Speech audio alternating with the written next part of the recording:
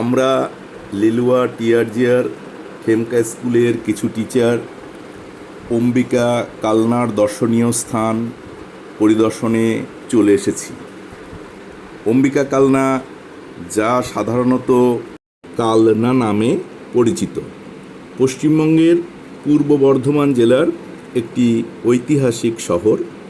এটি তার সমৃদ্ধ স্থাপত্য, মন্দির এবং সাংস্কৃতিক ঐতিহ্যের জন্য বিখ্যাত। এখানকার কিছু দর্শনীয় স্থান আপনাদের দেখাবো।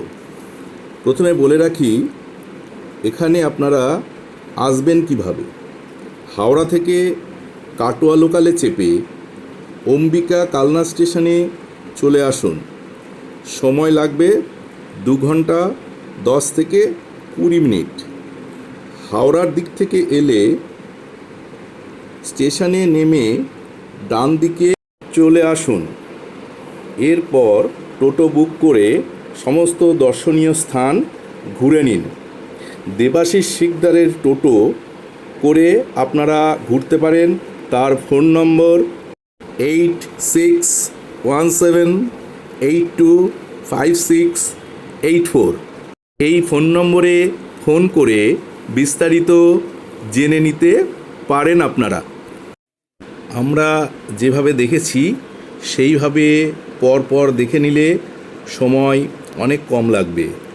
প্রথমেই আপনারা দেখে নিন অম্বিকা সিদ্ধেশ্বরী কালীবাড়ি। এখান থেকেই কালনা স্টেশনের নাম হয়েছে অম্বিকা কালনা। দেখুন, মন্দিরটি খুব সুন্দর। আমরা লিলুয়া টিআরজিআর খেমকা স্কুলের কিছু টিচার এই কালনাতে এসছি এবং কালনার বিভিন্ন স্থান আমরা আজকে দর্শন করব। আপনারা দেখতে থাকুন স্বপনের দেশে ইউটিউব চ্যানেল। অম্বিকা সিদ্ধেশ্বরী মায়ের সুন্দর মূর্তি আপনারা দর্শন করুন। অম্বিকা সিদ্ধেশ্বরী কালীবাড়িতে যে শিব মন্দির রয়েছে, সেই শিব মন্দিরের শিবলিঙ্গ আপনারা দেখতে পাচ্ছেন। আমরা Liluah TRGR Khemka high school থেকে আজ কালনায় এসেছি বিভিন্ন দর্শনীয় স্থান পরিদর্শনের জন্য। এখানে আমাদের 3 জন টিচার রয়েছে, শান্তনু, সঞ্জীব মেয়র এবং নরেশ। আরও আমাদের সঙ্গে 8 জন রয়েছে। এখানে মালিক এসছে, নন্দ এসছে, ওদিকে আমরা তাপসবাবুকে দেখতে পাচ্ছি। এখানে এসপিএম স্যার এসছেন, হেড স্যার এসছেন। আমাদের ওইখানে মাঝখানে আমাদের ছোট্টুকে দেখতে পাচ্ছি। এরপরেই দেখুন সুন্দর একটি মন্দির, যেটা অম্বিকা সিদ্ধেশ্বরী কালীবাড়ির ঠিক উল্টো দিকে সাধনা কালী মন্দির।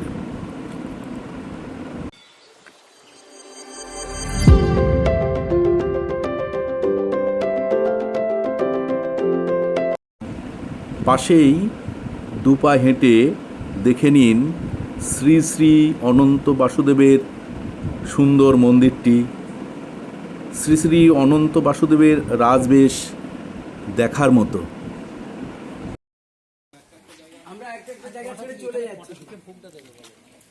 আচ্ছা আচ্ছা, এই মন্দিরের নামটা কি? মন্দিরের নামটা কি? শ্রী শ্রী অনন্ত বাসুদেবের মন্দিরে আমরা দাঁড়িয়ে আছি। এটা একটা কালনার বিখ্যাত মন্দির। আমরা লিলুয়া টিআরজিআর খেমকা স্কুল থেকে এসেছি। কালনার সমস্ত দর্শনীয় স্থান পরিদর্শন করতে সমস্ত টিচার এখানে আছেন আমাদের খেমকা স্কুলের। একটু এদিকে সবাই তাকাবেন। এখানে মহাপ্রভুর প্রসাদ পাওয়া যায়, তবে সকাল 8টার মধ্যে এসে আপনাকে নাম লেখাতে হবে, অথবা 8918965585 নম্বরে ফোন করে জানাতে হবে। 7 রকম ভোগ মহাপ্রভুকে নিবেদন করা হয়। আপনারা 100 টাকা খরচ করলে এই ভোগ সংগ্রহ করতে পারবেন। খুবই পরিষ্কার পরিচ্ছন্নের মধ্যে মহাপ্রভুর ভোগ তৈরি হচ্ছে।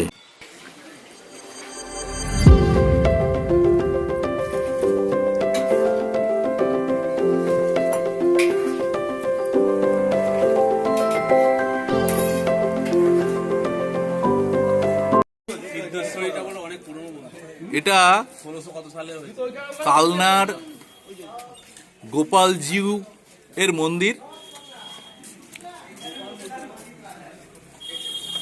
দেখো মন্দিরটি খুব সুন্দর। গোপালজিউর মন্দিরের শিল্পকলা দেখুন।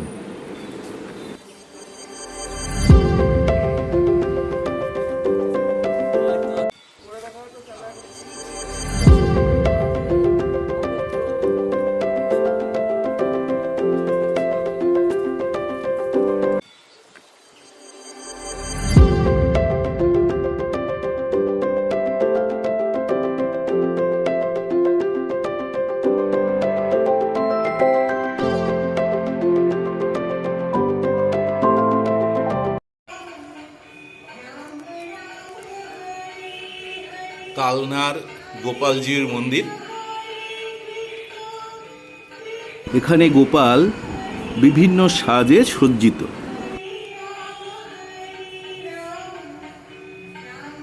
আর দেখে নিন শ্রী শ্রী নাম ব্রহ্মজিউয়ের মন্দির। এবার আপনাদের দেখাবো রাধা মাধব নিতাই গৌর বিগ্রহ, কাঠখণ্ডে খোদিত বিগ্রহটি। এছাড়াও নাম ব্রহ্ম ভগবান দাস বাবাজির সমাধি ও পাতাল গঙ্গা।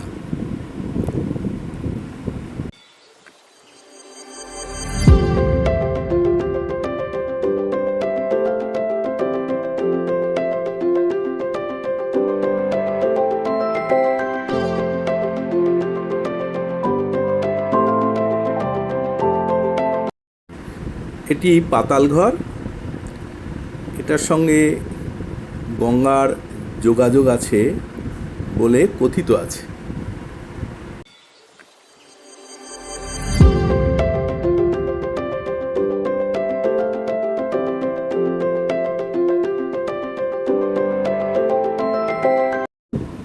এরপর দেখুন বৈষ্ণব সার্বভৌম শ্রীমৎ সিদ্ধ ভগবান দাস বাবাজি মহাশয়ের পূর্ণ সমাধিপীঠ।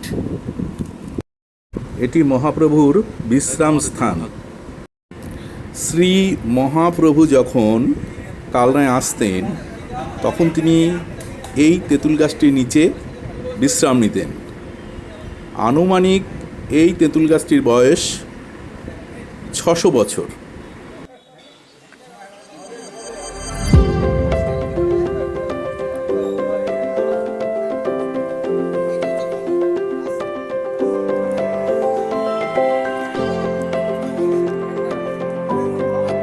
আমরা Liluah TRGR Khemka high school থেকে কালনা ভ্রমণের উদ্দেশ্যে কয়েকজন টিচার, সঙ্গে আমাদের হেডমাস্টার মশাই আছেন।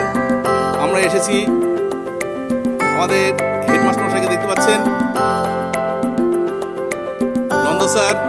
নন্দ স্যার একটু এদিকে, এসকেডি স্যার, টিজি স্যার এদিকে একটু তাকাবেন। টিজি স্যার, তাপসবাবু,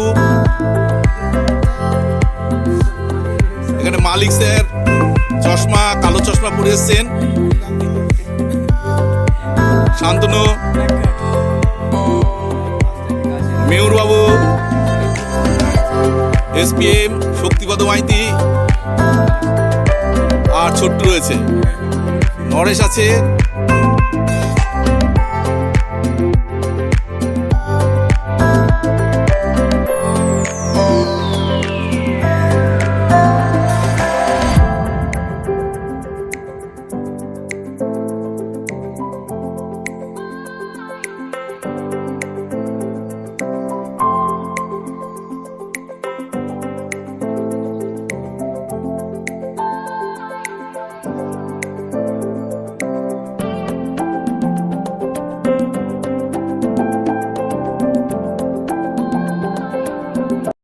এরপর আপনারা দেখুন শ্রী শ্রী মহাপ্রভুর মন্দির ঝলক দর্শন।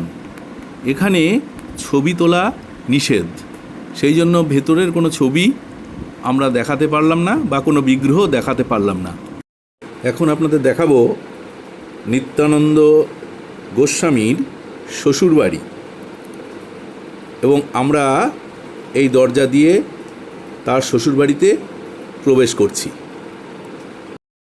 আমরা এখন প্রবেশ করলাম নিত্যানন্দ গোস্বামীর শ্বশুরবাড়ি। এই শ্বশুরবাড়িটা দেখুন বেশ সুন্দর, এবং এখন শ্বশুরবাড়ির বংশধরেরাই এখানে বসবাস করে, এবং নিত্যানন্দ গোস্বামীর বিবাহ হয়েছিল এই শ্বশুরবাড়িতেই, এবং একটা কুল গাছের নিচে, সেটা আপনাদের আমি দেখাবো। এইটা সেই কুল গাছ যেখানে বসুধা জাহ্নবীর সঙ্গে নিত্যানন্দ প্রভুর বিবাহ হয়েছিল।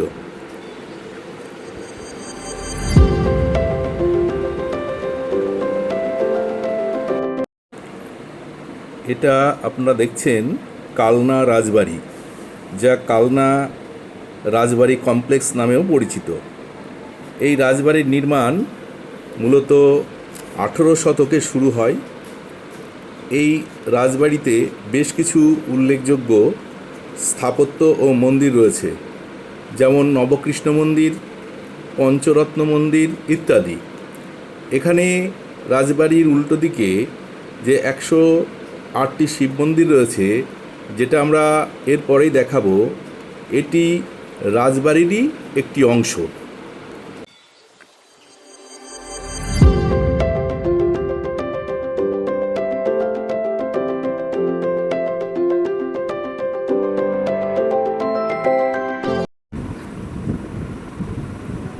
কালনার রাজবাড়ির ভেতরে টেরাকোটা শিল্পে সুসজ্জিত এই মন্দির কালনার অন্যতম আকর্ষণ। এখানে বিগ্রহটি খুবই সুন্দর।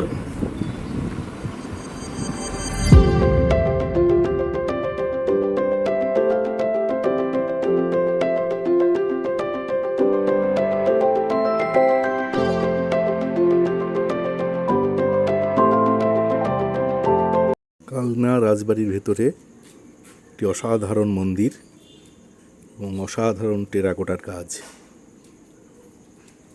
আপনারা দেখতে থাকুন স্বপনের দেশে ইউটিউব চ্যানেল। কালনা রাজবাড়ির ভেতরে আরও একটা মন্দির, সেই মন্দিরে দেখুন খুব সুন্দর বিগ্রহ রয়েছে, এবং এই মন্দিরের সামনে অনেকটা জায়গা রয়েছে, খুব সুন্দর দেখতে লাগছে।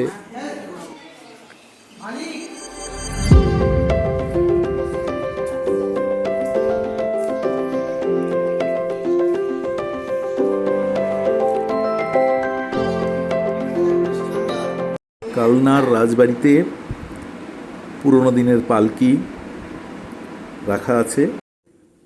কালনার রাজবাড়িতে একটি কামান রাখা আছে।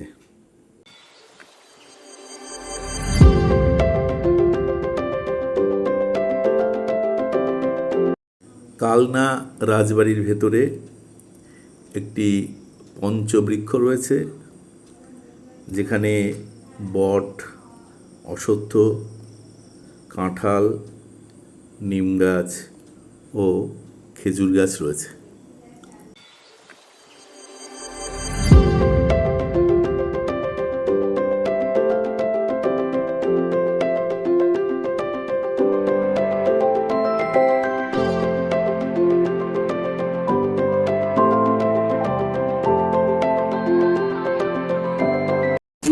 কালনা রাজবাড়ির বিপরীতে 108টি শিব মন্দির রয়েছে। এটি কালনার অন্যতম প্রধান আকর্ষণ। 108টি ছোট ছোট শিব মন্দির একটি বৃত্তাকারে নির্মিত, যা দেখতে অত্যন্ত সুন্দর।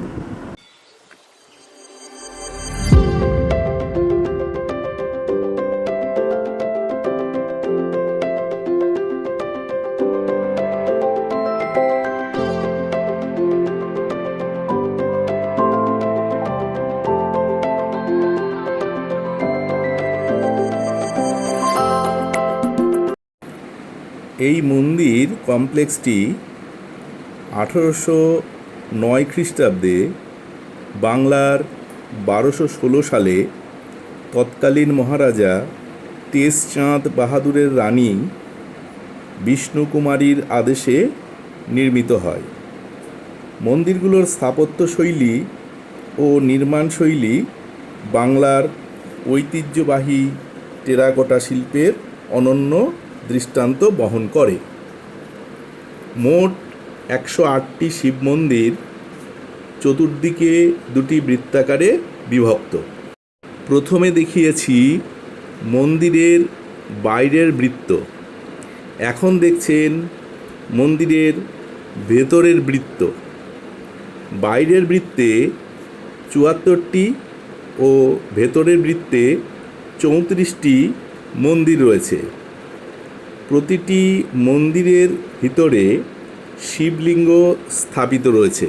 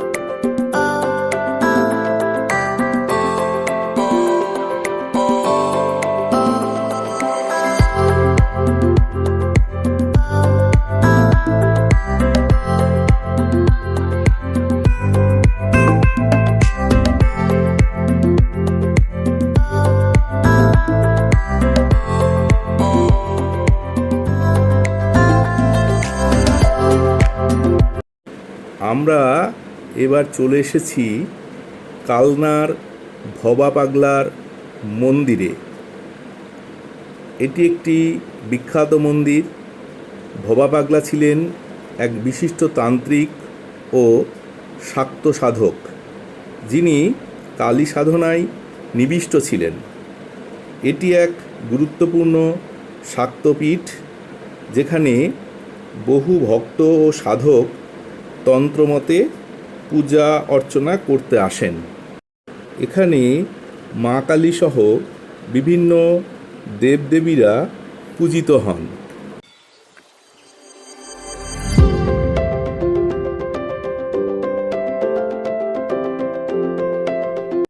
আমরা ভবা পাগলার মন্দির দর্শন করে এবং সেখান থেকে ভোগ প্রসাদ খেয়ে আমরা চলে এলাম গঙ্গার পাড়ে। এখান থেকে আমরা আজকের ভ্রমণ শেষ করে আমরা চলে যাব অম্বিকা কালনা স্টেশনে। কথা প্রসঙ্গে বলে রাখি যে আমরা যে ভোগ প্রসাদ খেলাম তার মূল্য 70 টাকা।